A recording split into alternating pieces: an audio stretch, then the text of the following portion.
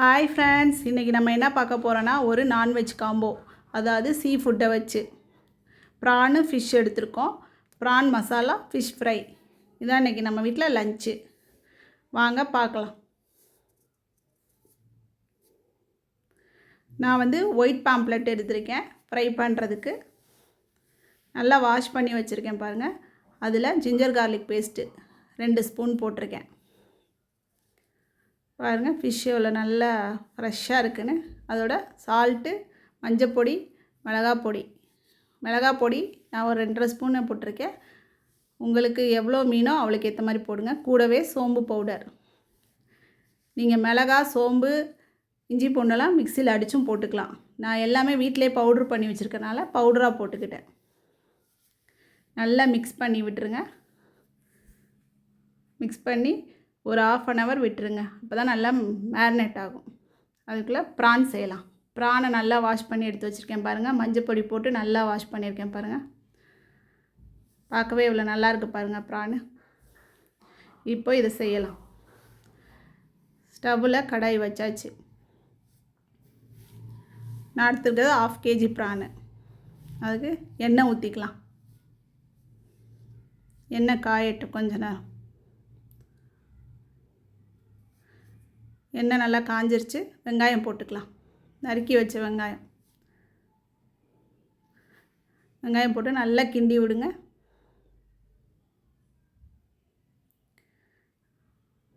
கூடவே 4 பச்சை மிளகாய்,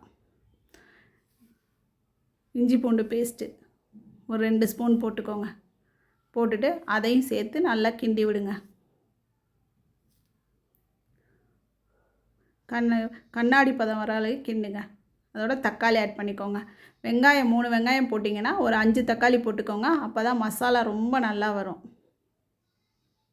தக்காளி போட்டிங்கன்னா டேஸ்ட் நல்லாயிருக்கும். நிறையா தக்காளி போட்டிங்கன்னா தக்காளி தொக்கு மாதிரி நல்லா மசாலாவோட கலந்து வரும். கூட 1 ஸ்பூன் கல்லுப்பு போட்டிருக்கேன். இந்த மசாலாவுக்கு நமக்கு வெங்காயத்தோட தக்காளி நிறையா இருந்தால் தான் அந்த டேஸ்ட்டே நல்லாயிருக்கும். பாருங்கள், பார்க்குறதுக்கு தக்காளி தொக்கு மாதிரி தான் இருக்கும். ஆனால் டேஸ்ட் ரொம்ப நல்லாயிருக்கும். மசாலா, ப்ரான் மசாலா கூட வாஷ் பண்ணி வச்ச ப்ரானை சேர்த்து போட்டுருங்க. நல்லா கிண்டி விடுங்க. பாருங்கள், ப்ரான் பார்க்கவே இவ்வளோ நல்லா இதாக இருக்குன்னு. நம்ம கிண்டி விட்ட தண்ணி பார்த்திங்களா, இது நான் தண்ணியே ஊற்றலை. நம்ம ப்ரானோட தண்ணியே அப்படியே வதங்க வெளியில் நல்லா இதாக இருக்குது. கூடவே மிளகாய் பொடி போட்டுக்கோங்க 1 ஸ்பூனு.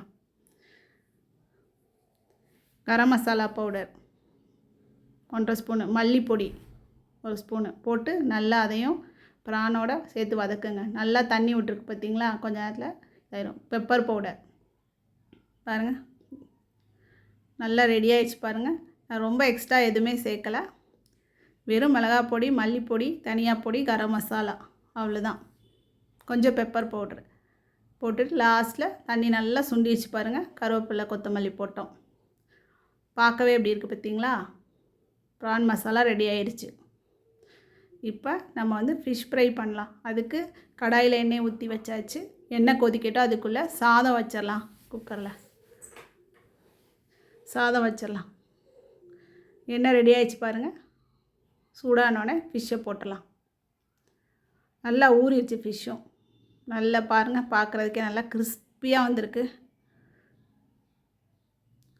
ஃபிஷ்ஷு வறுத்து எடுத்தாச்சு பாருங்கள். இப்போ சூடான சாதம் ரெடி. கூடவே ஃபிஷ் ஃப்ரை,